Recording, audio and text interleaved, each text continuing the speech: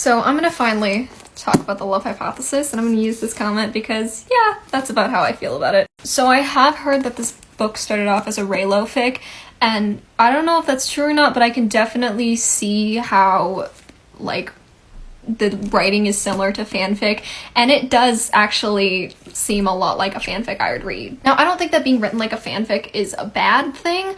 I definitely think that if this was originally a fanfic, it was probably one of those more like self-indulgent, fluffy ones that I read when I'm sad, and not those like plot-heavy ones that you were like waiting just to see what happens. Like, I feel like if I was waiting to see what happens in this fic, waiting for updates, it's been mainly because of the mutual pining, which I don't think's bad. I think that's actually a big reason that it's so popular, is just because it's like fluffy and sweet and silly, and sometimes that's just what you want to read, is just some of your favorite characters just be cute together. With that being said, there were things I liked about it, there were things I didn't like about it. Oh, one thing I really enjoyed was Olive being demisexual. It is so rare to actually see asexual representation in the media, let alone the complexities of the spectrum, like especially identities such as demisexual, gray asexual, or things like that. Like, absolutely, yes, please represent sex-repulsed asexuals, but represent, like, how it can be different for each person, and I feel like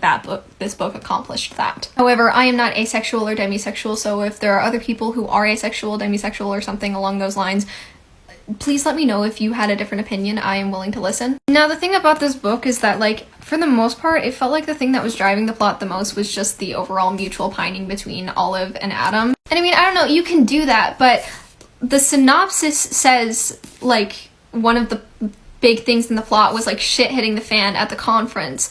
But that happened, like, more than halfway through the book. So, I don't know, I feel like that issue should have come up earlier on, not necessarily the conference, but like the issue with her and Tom, you know? Plus, I felt that it was really like out of the left field that Tom suddenly decided to tell all of his plans at the conference, because if he was so confident in his relationship with Adam and that Adam would take his side over Olive's, why did he wait until the conference to start saying shit to Olive, you know? And then that issue was just solved so quickly. I don't know, I feel like it would have been nice to have that issue come up earlier on, and her being kind of still stuck in this fake relationship with Adam and being stuck on whether or not she should tell him about it, rather than it being like a day after it happened and then things already just being right as rain. I felt like that idea and like representing how women are treated in STEM could have just been used more than it was, and I'm gonna have to make a part 2.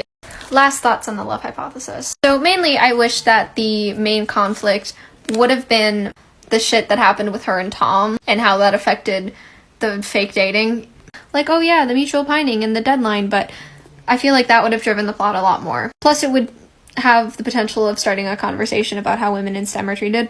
And yeah, I guess the last thing I really want to talk about is the main reason I was avoiding reading it, which is the smut. So I saw like 2 excerpts from the book on my TikTok and on Twitter about the smut, and that was kind of where I was like, One of them was just really unfortunately phrased. The other one was specifically a thing that irks me when people write smut. So that's what made me not want to read it. So when I finally read it, like, I don't feel like it warrants the run response I've gotten from many people. It wasn't that bad, but okay, hear me out.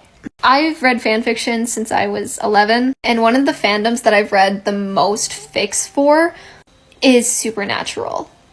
So it takes a lot to faze me. My first note about it is it's not spicy. If someone tells you that it is, they're lying to you. It is basically a first time, and it is written as a first time. It's not, like, technically Olive's first time, but that's how it's written because she's just not all that experienced, which is not a bad thing to write, but that's not spicy. And I feel like the main thing people seem to dislike about the smut is, well, that one unfortunate phrase. If you've read the book, you probably know. And then the ever-present size kink. But the thing is, it's that that's not really present in the scene itself. The only way it's present is with the narration, you know? So that'll make a lot of people love it, and that'll make a lot of people hate it. That one is a personal preference. The thing about that type of smut is the ever-present sentence of, oh, is it gonna fit? And it's phrased in different ways, sometimes by the characters, sometimes in their internal monologue. And that is never not gonna irk me in smut, because you can push an entire human yeah, it's gonna fit. Those things change, it is elastic. As long as things are done properly, you will be fine. So is it the worst smut I've read? No. I wouldn't say it's Wattpad quality smut. I've definitely read similar things on AO3, but I have definitely read better things on AO3. However, I can totally understand how people who have not seen the amount of shit that I have would be a bit about the smut. Considering the fact that the phrase tongues battling for dominance is a very popular phrase to be used in fanfic smut, this could have been worse.